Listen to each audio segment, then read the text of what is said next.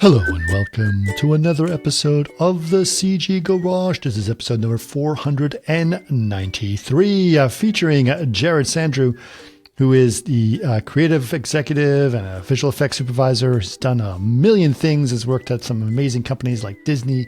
But he comes from an actual legacy in the world of creating digital content or converting digital content, which we'll get into in a little bit. But it really interesting. His dad started a bunch of interesting work long time ago in digital work, and he sort of explains some of that legacy and how he got into it. He also got involved in visual effects, and he started working a lot of things there, and became very big in the stereoscopic conversion space back around Legend 3D, and which was really interesting to hear that. We talk about his automation of that task and how that task automation has sort of changed over time, how AI tools are sort of changing some of that as well. It's a very fascinating conversation around that subject, and how a lot of these tools that are out there are going to change, and including things like virtual production, which obviously we get to. I actually met Jared through our mutual friend Eric Sheely. Eric, of course, you guys know, he is one of my co-hosts on Martini Giant, and also one of the co-writers of Ray Tracing for the Win, and also helped to do a lot of the production design there. Anyway, we are all great friends, so it was cool to see Jared. He actually came to our premiere for that for the short film as well, so really exciting. So really exciting to have Jared on. We're taking a little break from the Ray Tracing for the Win series of podcasts. We'll have a couple of more later on. I figured you guys would be interested in hearing a little bit about Jared. Okay, I've got a couple of announcements. I think I mentioned this before. Ray Tracing for the Win short is out. If you haven't seen it, I would highly recommend you guys check it out. Just go to YouTube and look up Ray Tracing FTW. We also have a behind the scenes on it. You can look that up as well. This is something that I've been working on in the Innovation Lab for quite a while. It is us testing out Project Arena, which is our specific tool that we've been developing at the Chaos Innovation Lab for virtual production, especially in camera visual effects with LED walls. We're doing full ray tracing with our Vantage renderer, and it's pretty amazing. And we produced a really fantastic short that is a little bit of a statement about the state of the industry today, and it basically allows us to really kick the tires on that technology and put it to the test. So really cool to do that. Okay, a couple of announcements on events. You can see this at chaos.com/events. First thing I will say is we're going to be at Autodesk University October 15th through the 17th, which is, of course, going to be this month or this week. So we're going to be there this week. Super excited about that. We're also going to be at Chaos Unboxed on October 17th in Mexico City. So if you happen to be in Mexico City, we would love to see you. And also this week, I will be at, if you happen to be a VES member and you also happen to be in London or are in London this week on October 16th, I will be presenting Ray Tracing for the Win along with Project Arena, along with Vlado and Daniel Thron, the director of the short. And we will be talking about all of that, including a demo of actual Project Arena. So if you really want to see what it's like to do full ray tracing on an LED wall, that is the event to come to. So make sure and check that out. And if you don't happen to be in London, but you do happen to be in Berlin and are a VES member, you can see it there. Yes, we will be there the next week. That will be on the 25th of October. And I would love to see you guys there. So again, VES event in London on October 16th and in Berlin on October 25th. Love to see you guys there. Now, if you guys want to know more about the podcast, first thing I want to let you guys know is that the podcast YouTube has changed. We are no longer at the overall Chaos thing. We've actually created our own YouTube channel. We would love to see you guys there. So it is youtube.com/@CG Garage Podcast. Again, youtube.com/@CG Garage Podcast. And that is where our all of our videos are being posted there. We also, of course, have our own podcast page. It's chaos.com/CG Garage. And we have also our Facebook page, which is facebook.com/CG Garage Podcast. And if you'd like to make suggestions of podcasts, you can always email us. That is the best way to do it. Our email is labs@chaos.com. Again, that is labs@chaos.com. But for now, please enjoy episode number 493 with Jared Sandrew. Welcome to another CG Garage, where the Chaos Group talks. You'll know it's over when the last bucket drops. We're gonna fire off rays in high dynamic range. We know that ambient occlusion is passe. Global illumination won't lead you astray. And while image-based lighting is really swell, you need to make sure everything has Fresnel. So Jared, I think I really appreciate you being on. We've been trying to actually make this podcast happen for months. Yeah, we have. You actually came to the filming of ray tracing, right? Yeah, it was awesome. Thank you for inviting me. Yeah. And you came to the premiere too, which was also great. And thanks for coming to that too. So You've been a big supporter of this, but I've wanted to chat with you since I first met you through Eric months and months ago, but you've kept delaying it because you're like, oh, I have something I want to talk about, but I can't talk about it right now. So it seems like you're ready to talk about something exciting, which we can save for a little bit later, but let's give people a little bit more context before we get in there. Yeah, I mean, first of all, thank you for inviting me. And leading up to this, I caught up on a lot of the ones that I hadn't heard in a while. And it was just great to sort of hear from like a community that you guys have curated yourselves, which is fantastic to see everybody. So thank you for that. Yeah, absolutely. But yeah, so you want to hear about me? I want to know where it started. What got you into computer graphics? I guess I kind of, you could go back to, I love your glowing face. Like you're like, yes. I guess you can go back to, I grew up kind of in a studio in like the mid 80s. Really? Yeah. My father had a company called American Film Technologies, and they were the inventors of digital colorization, which people don't really like so much, mainly because it was like 8. This is when AMC was coloring films. It was Turner Classic. Classic, that's what it was. Yeah. So they did 400 of these films. Wow. 8-bit standard def broadcast television, and then eventually VHS. It was pretty amazing, like thing, and they set it up in San Diego, which is where we moved to, and there were just all these artists around. The people that got those jobs were like San Diego beach bums that were in art school. And so they would basically, learn how to do the stuff and then execute on it. But then how was it done back then? I mean, there wasn't that many computers, or was it done on computers, and how did they do it? It was done on computer. So there was colorization before. Sure. This is like the beginning of digital colorization. So, so my pops was a neuroscientist in Boston when I was like 5. Okay. And he wrote a white paper on how you could colorize CAT scans so that they'd be easier for doctors to read. And it was just basically mapping the luminance value of the color spectrum to the color spectrum. Like that's all it was. It's kind of how we look at galaxies now. Like, ooh, look at all those colors. But it's really just a black and white picture we put color into. Yeah. So he wrote this white paper, and some guys in Hollywood were like, we could apply that same thing to telecine. And so he basically stopped cutting monkey brains open and like came out to San Diego, of all places, and became CTO of this company, American Film Technologies. And so they developed their own proprietary software because that's all there was in the 80s. And and it was all on computers. They would store images on Bernoulli drives, these like big, like blocky drives. I think you could store like 3 frames per drive. So they actually literally had like timelines of frames just like lined up in these Bernoulli drives. It was crazy. Wow.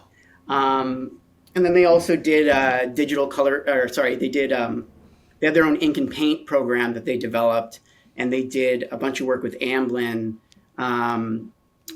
They did Fievel Goes West and We're Back, and they did Attack of the Killer Tomatoes, like TV series, which is a San Diego-based guy on that IP. So I grew up like around all that stuff, and it got me really excited. And I always drew, and my dad got me an Apple IIe when I was little, and yeah, I just always liked computers and art, and so it kind of just like makes sense. Nice. Yeah, so I grew up in San Diego. I was a little too young for Star Wars to be the movie that, you know, made me excited. Sure. But, you know, I like Star Wars. Yeah. But it was more Jurassic Park and The Matrix that like crushed it for me. I was like, this, okay, I'm in. And, you know, I remember when I was a kid, my dad would drive up to Amblin, and we would we would drop off tapes at Anderson Video, and then we'd sneak into the Universal Studio. So that was like a little treat for me as well. But, so yeah, I was a average student, learned a little Photoshop and After Effects in high school, went to Long Beach State because I heard that Spielberg and Steve Martin went there, and I thought that, you know, those were two idols of mine as well. And pretty much did 1 year, and then I got a course. I took a course at a company called Visionscape Imaging in San Diego. Right. They created video games, and I can't remember any of the titles, but they were one of the video game companies. And they were teaching a Lightwave course in the summer. This is 99. And I took the course, and I was one of the better students in the class, and It engaged me. And basically I ran with that. And I had a family friend that was like, well, let's see if we can get you like an internship somewhere, you know, like look, if you're going to take a gap year and figure out if you don't want to go back to school, let's take you around to some places. So he took me to Ring of Fire, which was a company back then. And, you know, I met with the owners, and they were really nice and said, hey, you know, you can be a PA here. You can drive tapes around and get people coffee and stuff like that. And I was like, okay, that sounds fun. But then he took me to this other guy's house, and this guy worked out of his house in his attic. His name was John Allison. His company was Allison Effects. And John was a one-man band. Like he had all of these like Apple IIe or whatever, like the colorful ones were. He had a bunch of those and a bunch of the colorful towers like scattered around his attic. And everything was SneakerNet. He used Firewire 400 drives to move everything around. And he had booked all these shows for the Disney Channel, and he was doing Pam Anderson's VIP, and you know, had a relationship with Brookwell McNamara, who did all the Disney stuff.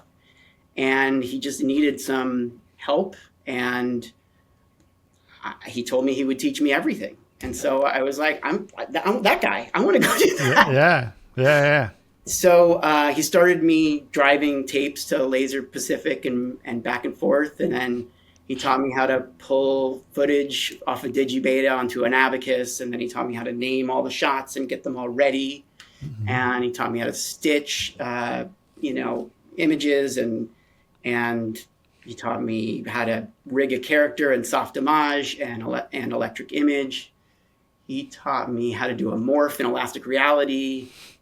And, you know, and then Roto and Clean Plate and all that stuff. So after a couple months, he had given me, you know, signature effects for these like Disney television shows. And I was doing all of it at 19. And so I was just really impressed at the time with him because he was able to do everything himself. And I feel like, you know, we can talk about this later, but we're reaching that again with people. Right. And I worked there for 2 years, I think. And then 9/11 happened, and he kind of cut me because he wasn't sure if his shows were going to continue.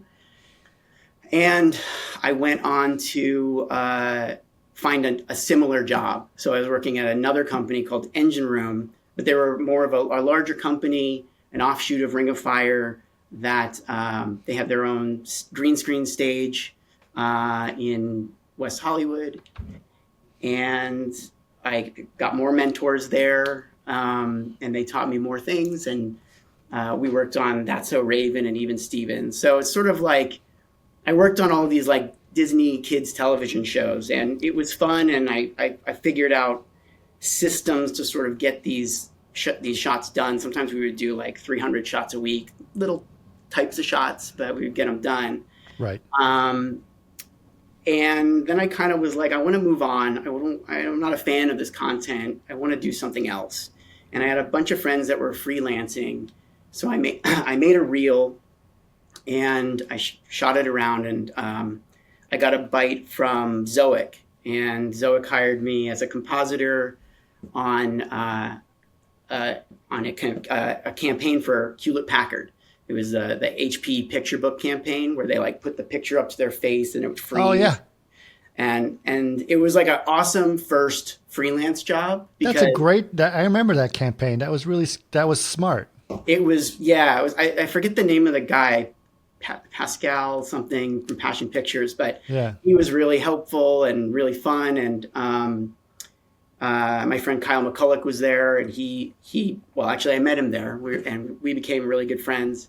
Mm-hmm. And there were 4 spots, and as After Effects compositors, we basically did a lot of that stuff, and then Flame finished it all off, and it looked amazing. Mm-hmm. So it was great to have that on my reel, because after that, I kind of just kept getting jobs. Right. Yeah, I worked at a bunch of small shops, and then I worked in TV with Zoic and these other places. And then I wanted to get into film, and I wanted to go to ILM. And so Kyle got a job at the orphanage.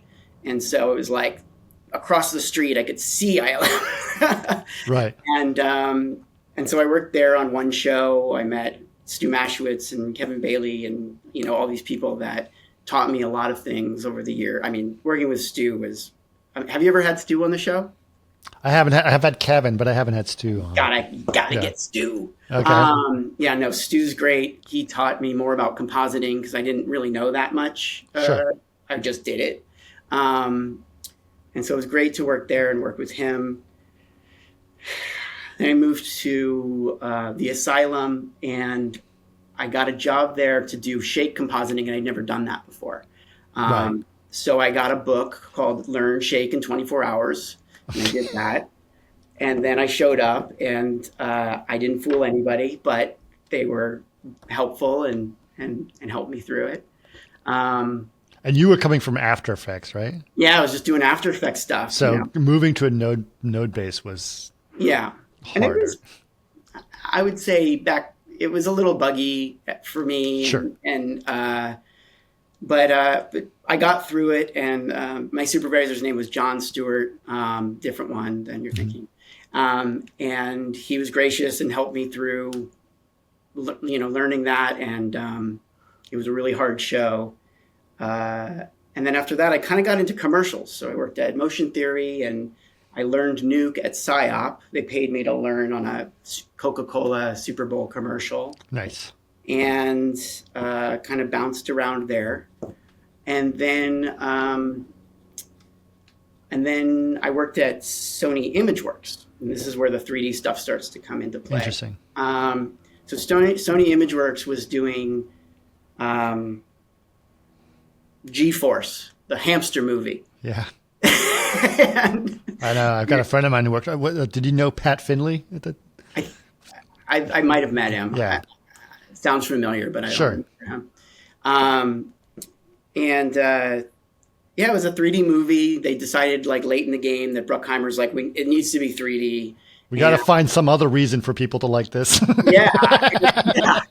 And a bunch of people, cobbled together a pipeline with Nuke and Katana, and I only learned the very like surface of it. I think Sure. that they got really, really deep into it, but I understood the concept coming from creating clean plates and stitching. And this was conversion, I'm assuming, right? This is stereo conversion. They did do stereo renders of the anything CG, hamsters and all that sort of stuff. Those are rendered stereo. And then we had a team that was doing rough geometry creation for anything else, and then projection, and then we would do projection onto that. And we would basically take all these pieces that were prepared for us, and we would put it all together. And that was fun. Like, it was a good thing. I have a lot of friends still from that. But this is where like the story starts to go, reconverge. Right. Pun intended. Around 2006, I think everyone kind of heard that Cameron was working on Avatar. Yep. And I think, I can't remember what years the G-Force was, maybe 2008 or 9 or something. Around 2006, they were talking about Avatar. And so my dad's company, which had already colorized everything twice, they colorized it in 8-bit. And then when HD DVD and Blu-ray came out, they changed their business model from fee for service to buy libraries, colorize one side, and then restore the other side in black and white for the purists. And that went really well, and they created a catalog and a library. But there's a finite amount of films that should be colorized. Sure. Or that are even available to be colorized and restored. So they were kind of reaching the end of that by 2006. And I don't know who it was internally there, was like, you should take your pipeline, which is like 60% isolation, rotoscope and masking.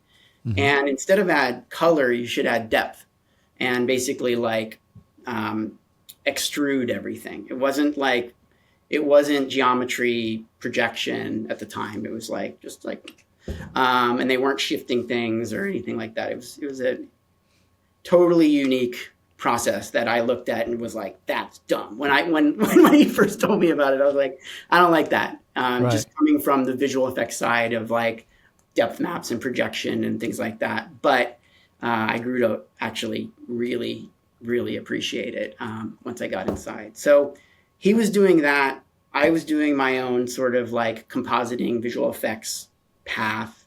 And they got a contract to do Alice in Wonderland. I know you interviewed Jeff Barnes and a bunch of those other guys about this same thing. And on Alice in Wonderland, they were crushing it on the stereo depth. They were able to crank out 3D, sort of rough 3D for approval very quickly and hit notes very quickly. What they weren't able to do at the time was clean it up.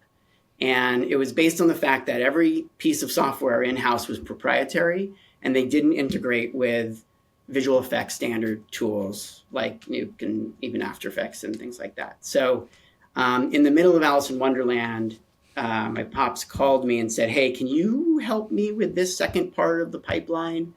And I didn't even know like where to start. I hadn't been following along with him or anything like that. So, and I wanted to stay in LA. And I also was like, anybody that's going to know how to use these tools is in LA. So I called up a friend of mine, Chris Holmes. I don't know if you know him. Yeah. Chris had a company called ICO Visual Effects. And we made a deal that he would basically four-wall me and hire a bunch of artists, or maybe he had some artists that were already there, and they would learn how to be stereoscopic compositors. And we had zero process to do that. Right. We didn't even have 3D displays. We had like Mitsubishi, I forget what they're called now, but like these big old CRT screens with active shutter glasses. I remember that. And we trained people to sort of work in anaglyph. We trained them to sort of line things up with difference. And a lot of these things they come up with as well, because they were pretty great. Actually, Mariana Acuna was there. she taught me about Mocha. And so we got Mocha to help with like roto and isolation and things like that. And we delivered and it worked. And, wow. and so that was sort of like a one and done thing for me. But then they got the Shrek films and they wanted to sort of continue this on. And this is at a time where DreamWorks made a deal with Samsung to ship 3D Blu-rays with the movie. And none of the first 3 Shrek films were in 3D, and they also didn't archive anything well. And so we were converting without any geometry and without much assets, a CGI film. Wow. Which was painful. But we basically re-upped with ICO. They helped us sort of build out this team in LA. And then after that, I took that information and everything that we had developed there and like became a part of Legend, and continued on with the company and started more as. So like you guys merged with Legend 3D or? No, it was sort of like ICO was a contract. I managed all the artists and the workflow and all that sort of stuff. But Chris provided the artists and paid them, and he provided all the hardware and the software and and all that. So it was like he four-walled and supported me in an awesome way. Right. Still super grateful that he did that. Interesting. And so when you were doing that, I mean, so you were at Legend for a while, right? Am I correct? Yeah, if you count Alice and Shrek, it was like 2009 till about 2015. Because there's like multiple versions of Legend, and so everybody has a different story to tell. And I don't actually know the story after 2015 that well. Right. Were you working with? Did you ever work with Justin Denton there at all? Yes, I brought Justin Denton in. Yeah, Aha. I knew Justin Denton because after he worked at Core, he came down and worked at Engine Room, and we met there. Interesting. And so when we started doing VR at Legend, sort of towards the end, maybe like 2014, I brought Justin in because I knew he knew a lot about it, and we did this really cool Patron piece. And, yes. Yeah. You seen it? Yes, of course I've seen it. Oh, cool. It was part of so when we were first looking at VR stuff, this is way back in the day, as you know, and it was with the Samsung glasses, right? It was the strap a Samsung phone to your head, and Galaxy 7, and there was a cardboard, and then there was the like white thing I just gave away recently. And that you did the Patron thing, which I believe was one partially rendered in V-Ray. Yes. And it was one of the first things that sort of Vlado had helped developed the V-Ray camera for stereoscopic stuff. Oh, awesome. And so he worked with Justin, and then you guys did the horror film one after that, which was... I forget what it was called. But it was House on Haunted Hill or something like that, right? It was a house on a haunted hill, but I don't think it wasn't. Yeah, you're right. It was not that movie specifically, but it was not Benicio del Toro. What's his name? Guillermo del Toro film? No. Yeah, it was Guillermo del Toro. Yeah. And so he had he had worked on that with us, and then he actually came to our booth and did demos for people, because this is when people was like, "Can I see things in 3D?" I remember that. I remember that now. Yeah. Yeah. Interesting. Yeah, that was fun. I mean, because we were working in stereo and all those VR devices were coming out and they were stereo. Yep. There was a lack of content. We developed a 360 stereoscopic conversion process that mixed well with renders. So you could render something and then we could sort of build around that. Yeah. And I remember this discussion was really cool at the time, because it was a way of doing, you had to do these lat long this way, but you kind of had to fade out as you went to the poles. You had to fade out the stereo aspect of it. And it was a kind of an interesting camera problem to solve. Yeah. And yeah, the poles would basically be flat because you couldn't do the conversion. Because of the way that was projected in Yep. that application, you couldn't do like equirectangular stuff. Yep. And it was just because of that. Yeah. Yeah, exactly. It was pretty cool. Yeah, that's interesting. Huh. Yeah. Yeah. So that was cool. And, you know, Legend was interesting because it was, you know, my dad and like 35 people starting off doing these things. And then, you know, after the Shrek film, we got Transformers 2, a large portion of it. And we got paid a crazy amount of money to do it. But it was an early like stereo conversion. And we're dealing with ILM for the first time. Let's bring in Scott Squires. So we brought in Scott, and he helped us build out a pretty amazing pipeline that we used for a very long time, where we could ingest all the elements and assets from ILM and use them to actually displace everything so that it was in proper stereo. Right. Yeah. Interesting. Okay. So that's where you really, I mean, obviously for a long time, you spent a lot of time dealing with stereo problems, right? How was that sort of in terms of, and also connecting with your dad, I guess, in this a lot of ways, right? Yeah. Is your dad still active? Does he still do stuff in this area? Yeah, he still takes like projects on and manages them from like a producer sort of a level. Interesting. And then he works at Westcliff University in the entrepreneur group. Mm-hmm. That's in Irvine, and he lives in San Diego, and he's the same face, same guy. But yeah, he's great. We have a great relationship. Awesome.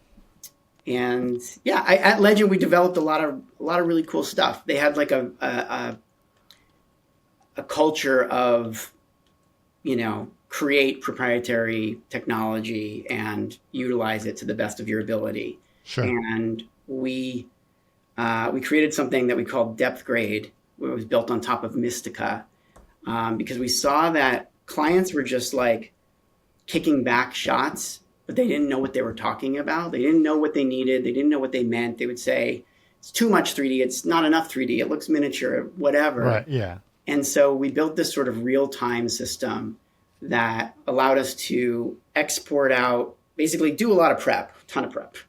And then for all of the various layers that we would create, there was a separate, it wasn't a like parallax map that we would have.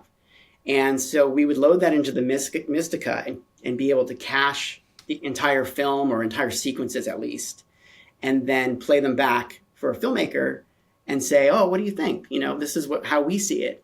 And they would say, it's too conservative. It's not enough 3D. And we would just crank it up. And we would say, all right, well, what do you think? Here's another version in real time. How much 3D do you want?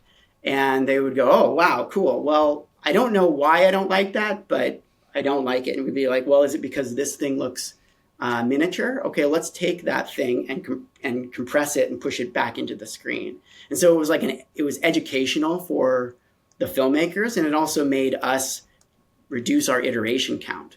So we were getting like a fast education in stereo, because prior to that, we were just learning from the notes we would get from people and judging from our taste.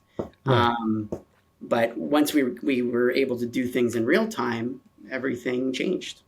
Yeah, yeah. You're like, oh, that's what I actually meant. That's what I mean, look, we didn't know that much about stereo when we started. And so we all learned the hard way. And I'd say that's probably true for every studio that did it. Yeah. Yeah, my first stereo show was Tron, and that was a lot of, and it was funny, you know, because Joe was very adamant about things not looking like miniatures, right? And so everything just had depth, mostly deep, so it looked like you were looking out a window. Yeah. But not, you know, not all this layers and stuff. And which is a style, like that's yeah, sure. I mean, basically, it's like, that's not the right scale, right? I don't want this to look like a miniature world or whatever it is. And so the biggest thing is like, it's not stereo enough. Yeah. That was a funny, like, kind of statement. I was like, Stereo. I was We like, get that all. I mean, when we were working in 3D and working on these movies, we'd look at all the reviews, and I still look at them today, and they're just like, this movie didn't have enough pop outs, and this one didn't have like it didn't. I didn't feel it. Right. What we were trying to do is craft like a, follow along with the intention of the film. Sure. And craft something that was a plus. Like we would plus this film up by creating an immersive experience. And some filmmakers wanted a conservative thing because they didn't want to take it away, and we abided by that.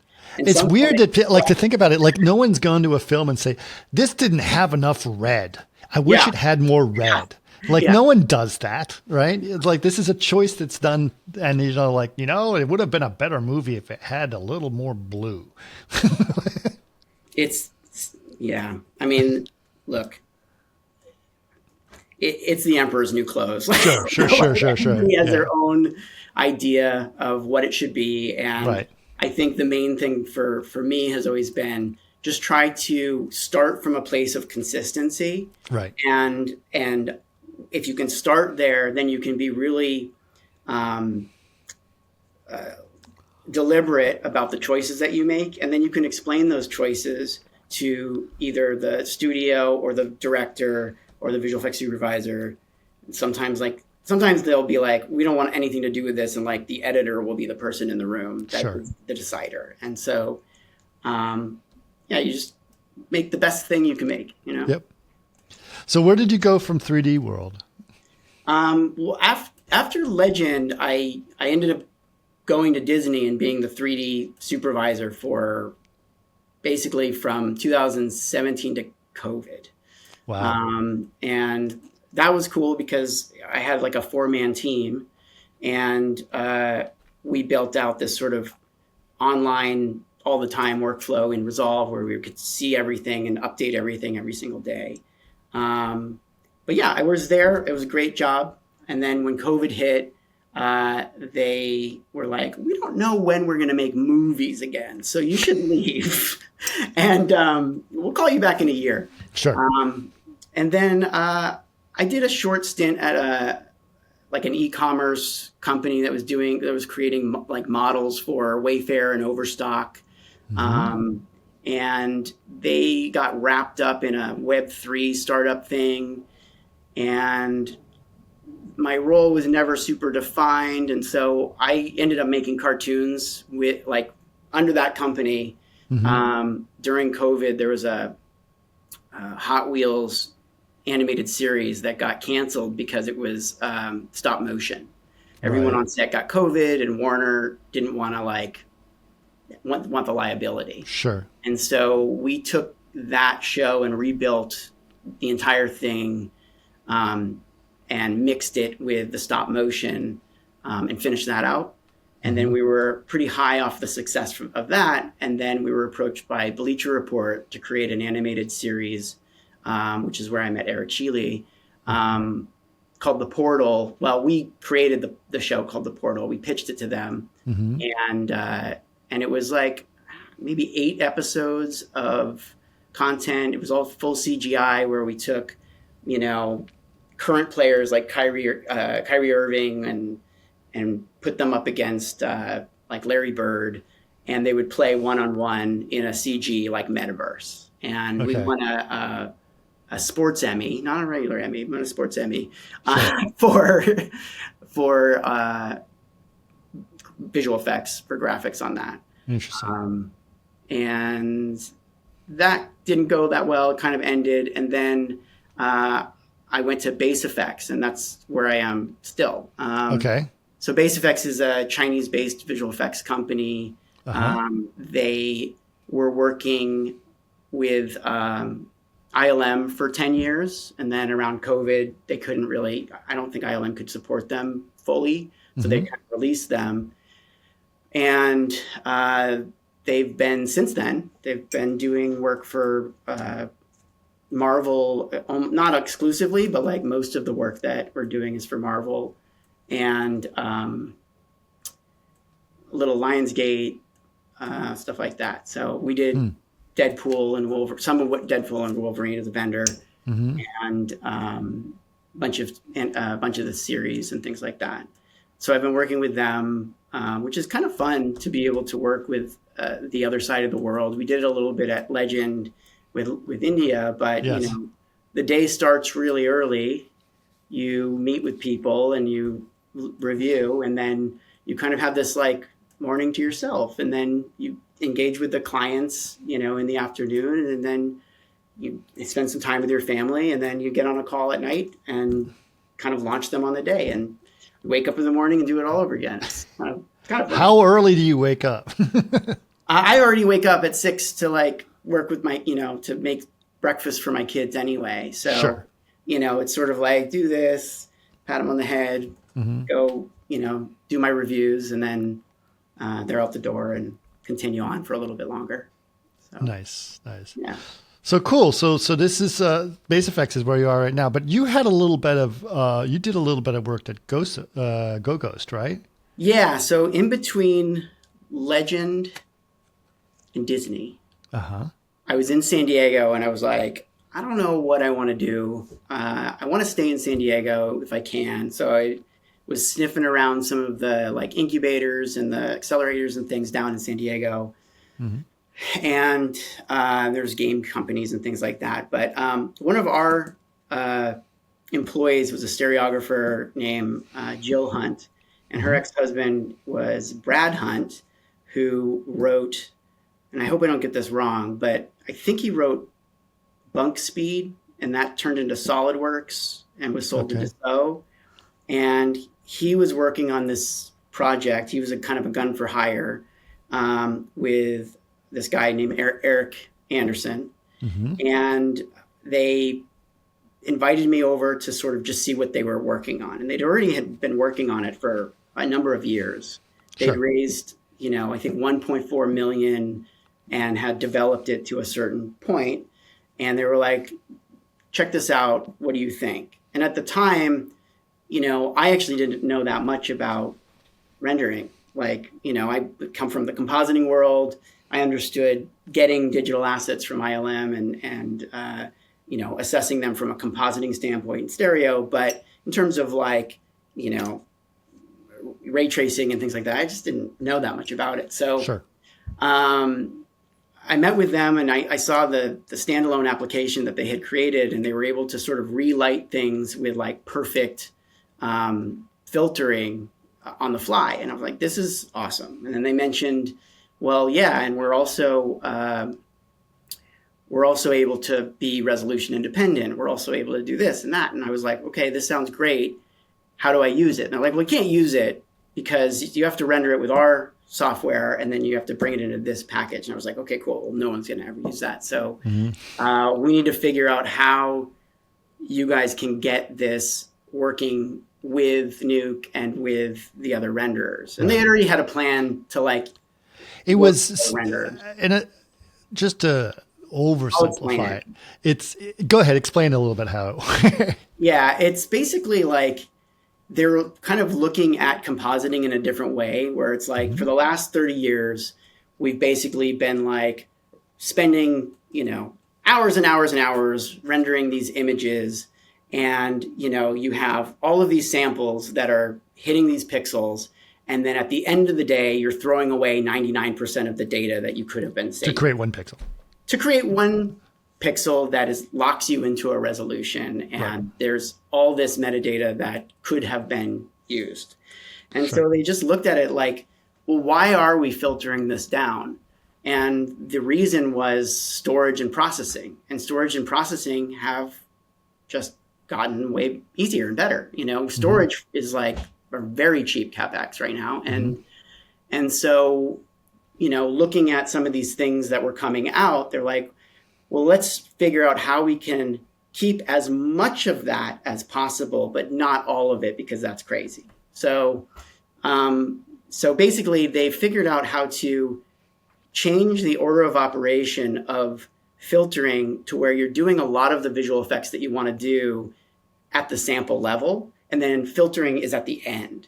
And so by doing this, there's a non-destructive workflow that can happen. Now, you can't change animation. There's a lot of things that you can't do, but like there's this sort of like gray area between a lighter and a compositor where like if only there was this intermediate format that they could be working with where they wouldn't have to go all the way back to lighting if they needed to make a matte like on the fly, or if they wanted to, change the resolution or whatever. And so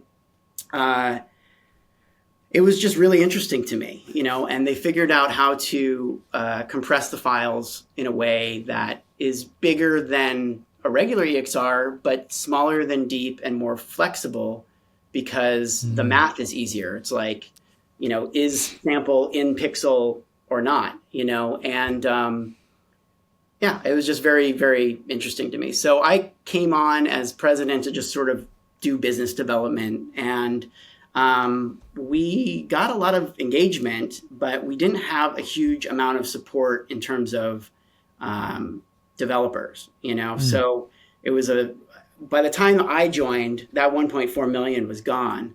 And so it was more trying to find the right partner that wanted to kind of bring it forward with us. And I was doing it part-time, Eric was doing it part-time. And so it still exists. We still get a lot of people that are interested in it. And really it's a matter of, look, we have like 11 patents. We still have the technology. We've built it for V-Ray, Arnold, RenderMan, Hyperion, Moonray. Who'd I miss? Arnold. All these different renderers, we can basically just get the samples out and then resample into our format. And then there are nuke nodes that come along with it, but it's just not stable enough for us to do it part-time. So if somebody wants to get involved and do it full-time, then great. But I think it was interesting because, when we were looking at it, Vlada was looking at the data sets you guys were getting, and it was like, it's much easier for me to decipher what sampling algorithm is being used by which renderer based on the fact that it all gets filtered out, so it's hard to see normally. But with your system, it's like, oh, this is the algorithm that you use. We were able to see how everybody's was laying out the samples per pixel. And so there were some really interesting findings of like how people were optimizing storage just based off of like the way that it was laid out. And that was also stuff that, coming from a compositor standpoint, I never really thought of an image in that way. And so seeing, being able to zoom into the pixel level and see that like half of the pixel is this color and the other half is the other color.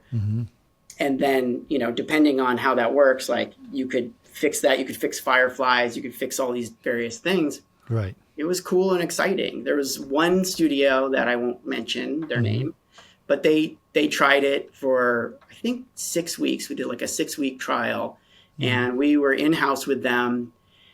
And one of the developers helped us get samples out, and then we were able to convert that into our format, the Evo format. And then we had a lighter who teamed up with us, and he rendered out like a beauty scene of one of the shots. And it was, a character, like all these leaves on the ground, like all these trees in the background. There was a volumetric light coming through. And we looked at the node tree for the original comp. And it was like they rendered out all the AOVs a little bit separately. And they were all at the top of the tree. And there was probably like well over 250 nodes to change some colors of some characters, outfits, and do some focus and stuff like that. And we did just one beauty with the AOVs in it. And there's an object ID for every single object, because you can, every sample has an object ID to it. And we were able to color correct the clothes of the girl in the scene through all of the volumetric fog and through, whatever else was going around, and it filtered perfectly. And so the lighter was like, I need this. Like, like I can't live without this. And then through, business, the way business goes, it didn't really go anywhere, mainly because USD was taking up everybody's time. But yeah. Still exciting to me. We'll see if something happens one day. Yeah, absolutely. I think that, sampling stuff at that level is going to be very, very interesting, especially if you can get the data to hold. I'm just thinking back to your dad in the office where he had 4 frames per drive, and and those were just SD. I know. I have like a video that I should dig up where it's like him walking around the studio, and he's sending it to Amblin. It's sort of like an audit of like, this is what we do. And he's like the MC walking around. There's a guy with like a shaky video camera, and he walks him through all this stuff. It's a pretty cool video. Yeah, but I'm just thinking about how much data was. You said you've only be able to start like 4 frames, and it's like I don't know how big Bernoulli drives were, but right. I don't know how big the files were. Yeah, it's crazy. It wasn't very many. Yeah. Well, cool. So besides bass, what are you doing? Anything else that's exciting right now? So for the last 2 years, I've been looking at machine learning and AI, just like everybody else. And I looked at the stereoscopic pipeline, and I was like, look, we can improve upon this not by doing an easy button where you can just like, okay, everything's in 3D now. Sure. Because I understand the intricacies of like lens flares and flyaway hairs and, transparencies and glows and those sorts of things. But by introducing machine learning into the process in various ways, we can not only expedite the work, but also make it more consistent and then be able to dial it from there. So I can't really talk too much about it. I wanted to be able to like announce something on this, but I can't.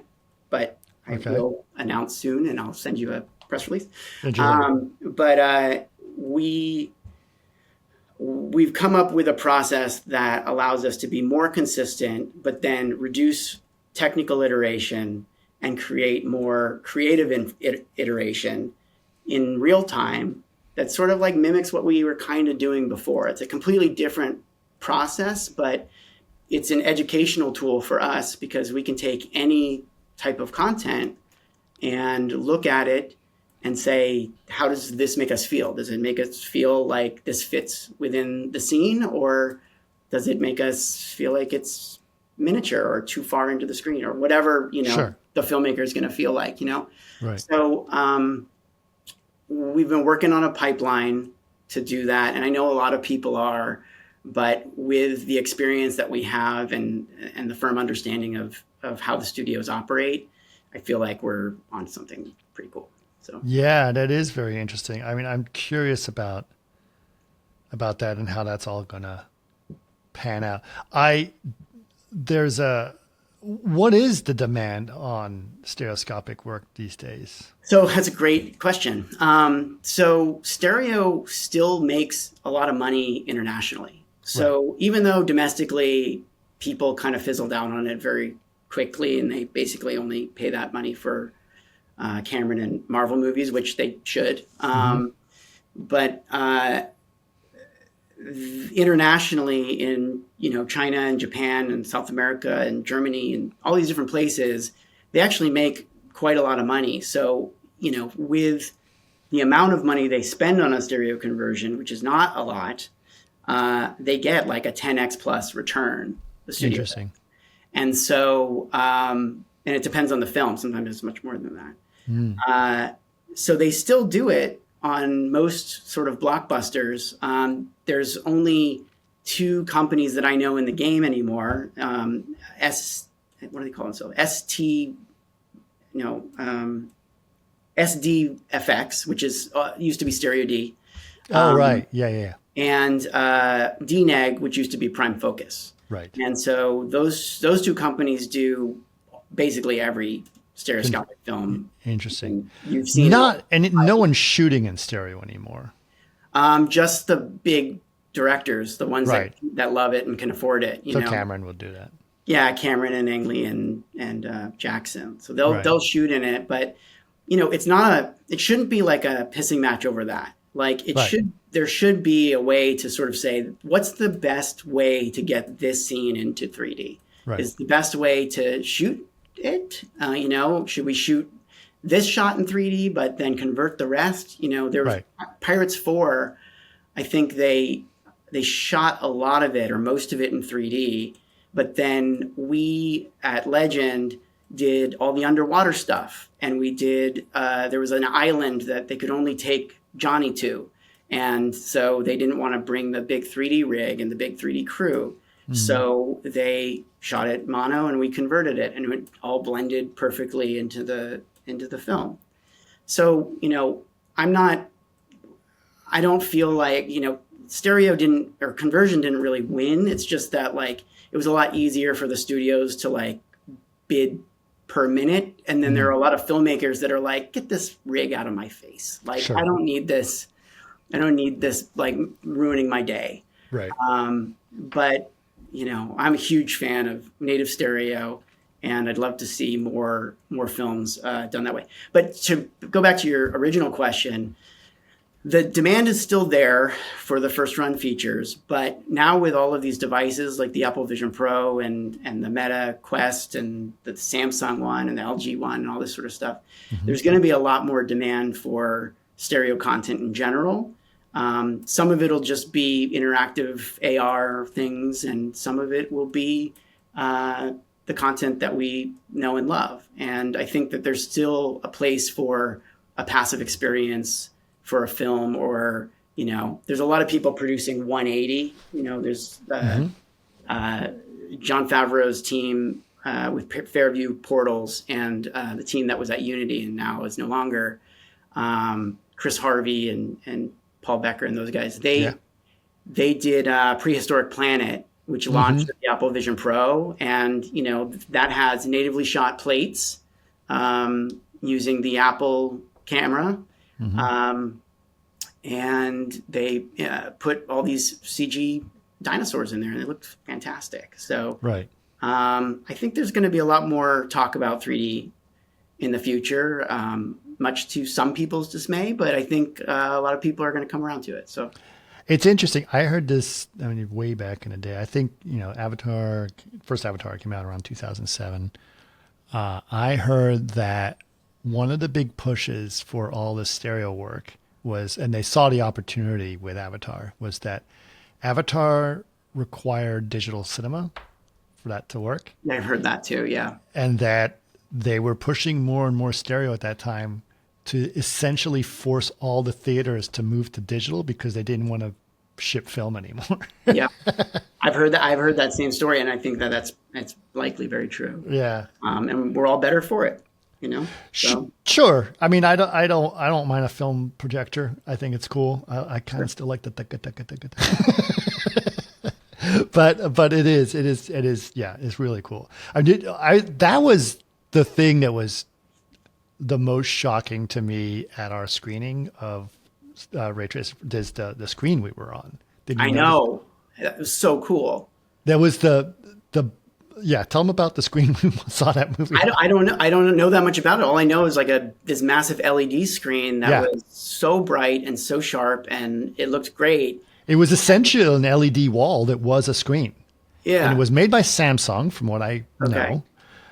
And I was looking at it with Richard, our DP. We were QCing the film before everyone came in, and he was like, "Oh, this such a dynamic range, and it looks so bright." And I said, "Richard, look behind you." And he looked behind. He's like, "There's no projector." The whole screen is an LED wall. I was sitting in the back, so it was a big screen. I caught on late. I was like, "Wait, oh, okay, yeah." Yeah, it's a big screen too. Very cool. Yeah, and again, that community that you've built, all the people that were there, and all the guys that have worked on all the different ray tracers. Everybody's in it, and they're all there, and it's just really cool to see all you guys. Yeah, it was, honestly, it was really humbling to be able to see all those people willing to come wanting to come together, right? I mean, Marcos Fajardo, who's the creator of Arnold, like he flew into LA twice for this. He flew in for the film, to be in the film and for the premiere, which was amazing. Yeah. So that just was a real honor for. I know Vlado's been over here a lot more too. Yeah, he likes it. I think he's always wanted to sort of know what the process of filmmaking is really like, and this was an opportunity for him to do that. So Heath was super happy about that. And I love that you gave everybody their shine at the end too. You let everybody kind of speak about their role. And I haven't seen all the BTS. Has that come out yet? Yeah, it's come out. So you saw the BTS video at the screening, I'm assuming. Oh, okay. Yeah. So it's the same one. I know that Vlado wants to make more because he's like, there was so much more that we said. I was like, yeah, I know, but we can't make a 2-hour BTS, for a 10-minute film.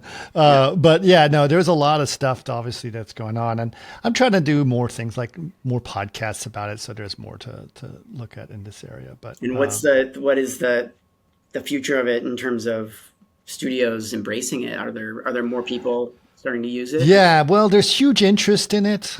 Everyone wants to know more. And so everyone's like, can I see a demo? And I was like, well,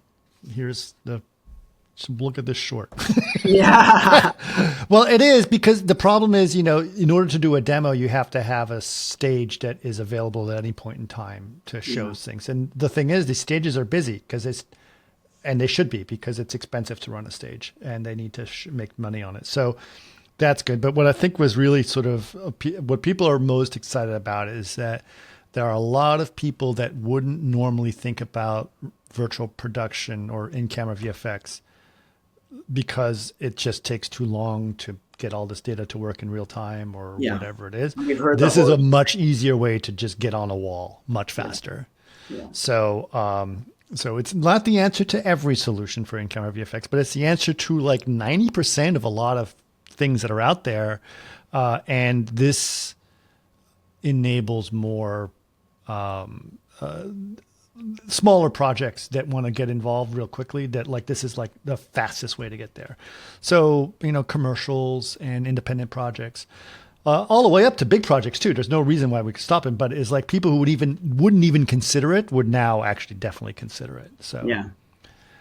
And the thing is, there's a lot of stages out there that have been built under the promise that Unreal was going to stick to the film industry, and it's not necessarily the case. So there's now an alternative solution for those stages that want to continue to work in virtual effects, so or in camera VFX. So that's great. So for us, it's a thing that could. Are you going to wait 10 more years to make your next film, or are you going to? No. I don't want to wait 10 more years to make another film. But I think what was cool for us, honestly, is that this was sort of one of my biggest projects I worked at Chaos, and this was under Vlado. And so Vlado saw the benefit of doing this, right? Yeah. They saw the benefit. It's not it was much less of a marketing piece and more of a, does this work? It ended up being a marketing piece, which is fun. Yeah. But it was cool to do that. But yeah, and this is honestly the idea of making content in this way and getting more people in the community involved is great, because now it's like, do you have like, let's say what you do, right? Do you have technology that you want to try to do things, right? And that would be great to work with those things. And I've always been under the idea of partnering with technologists instead of competing with other technologists. Like I always want to do more, right? And I think you can see that just in the short, like we were all wanting to work together, right? Yep. And I think that a lot of people have this assumption that visual effects that people are nasty competitive towards each other, and that's not always the case. Like Vlado and Marcos obviously have huge amounts of respect for each other, right? They both came like there's a very few people in the world that have the knowledge that both of them have. Yeah, and so they must be able to bond over that. Yeah, and they have pretty big exits too, I think. So they did well. They they both won a Academy SciTech Award on the same year for similar things. Yeah. So yeah, they should be respected for that, right?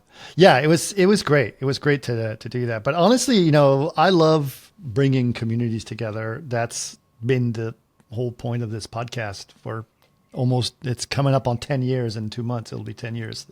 Well, you're doing a great job. So it's been very important for me to make sure everyone knows how important the community is and how we can celebrate what everyone's doing, including what you've been doing. So it's really cool. I'm very curious. Before we get to close out, I do want to know, like obviously machine learning seems like a big push that a lot of people are looking at, right? And there's controversy behind it like crazy, which is natural.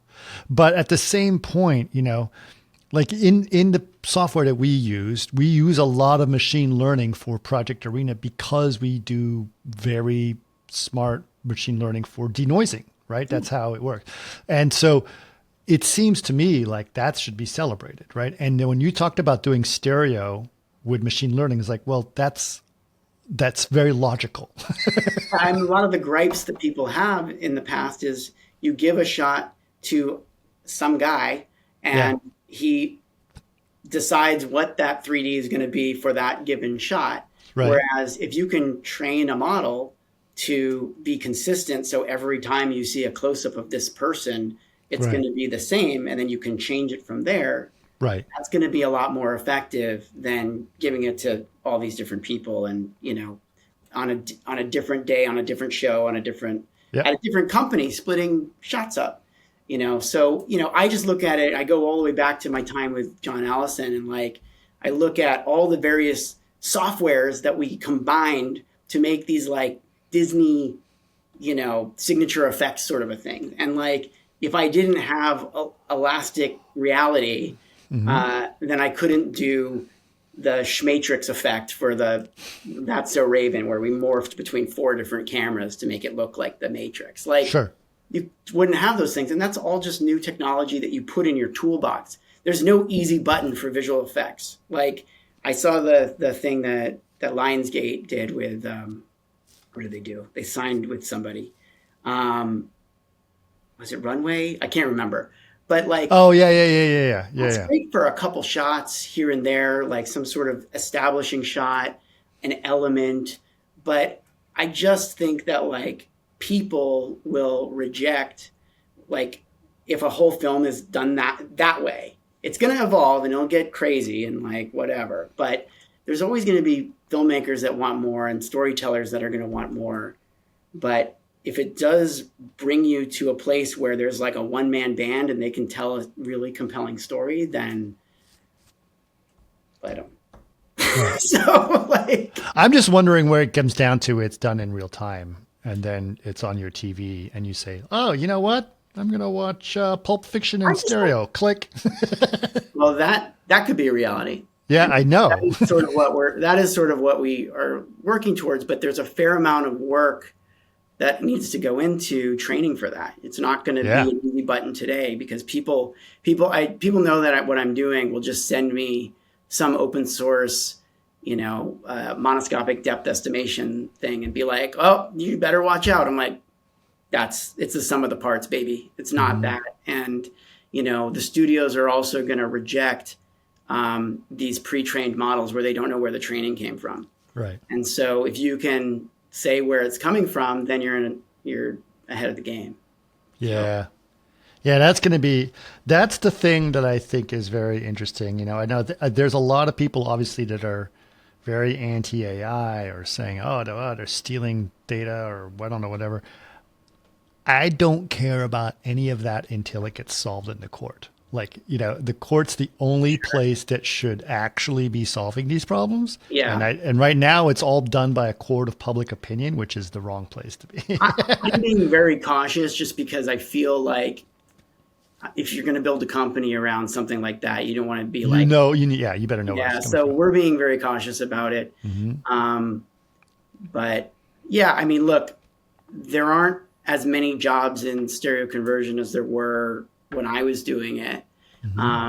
And a lot of the jobs that we had were roto and clean plating. So those jobs they're gonna go away. Like it's gonna happen because those are things that are already proven to be solved, you know, to a degree with machine learning. And so as these little pieces start, you know, being solved, people are going to start putting them together into their pipelines and using them. And they would be foolish not to.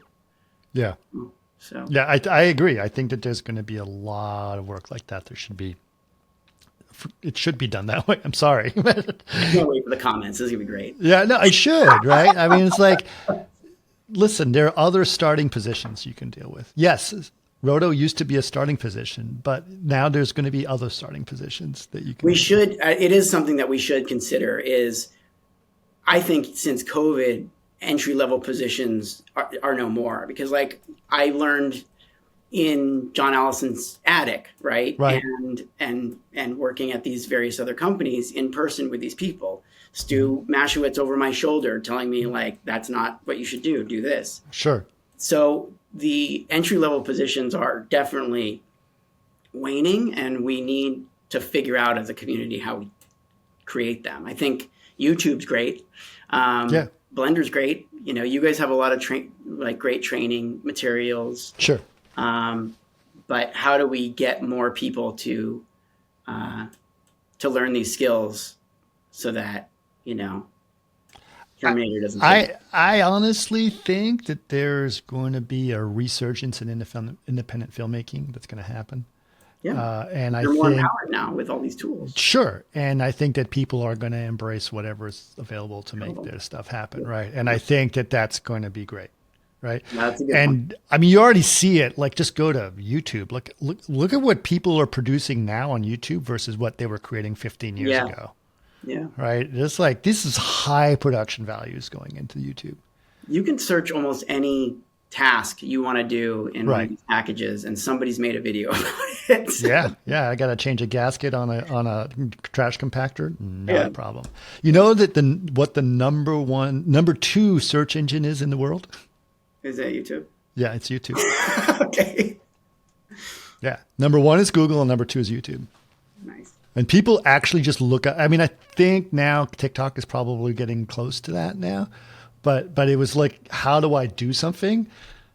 Sometimes you want a video and you just like, oh, I want to buy this laptop. Is it a good laptop? Just go to YouTube and someone wrote a review about it. Yeah. Awesome. So yeah, I think, and that means that there's going to be a lot of those things that people want to create stuff, people want to do stuff. And then I think that, I mean, honestly, right now, I feel that the entire film industry completely got engulfed by Marvel, right? Everywhere from idea to ticket sales was an entire Marvel pipeline. And when Marvel's not as important anymore, all of that kind of changed.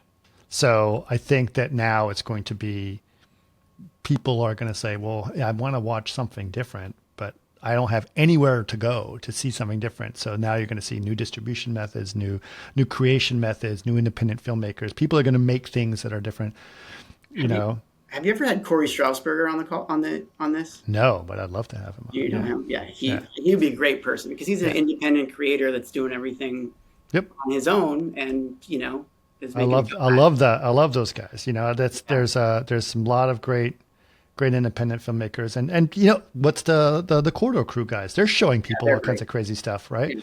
So you know, for sure. Well, cool, man. It's so good to see you, Jared, and thanks so much again for being on and sharing your story. And it's been awesome catching up with you. And so when this news comes out, or what you can more officially talk about, please let us know. All right? Yeah, great. I will. Thank you.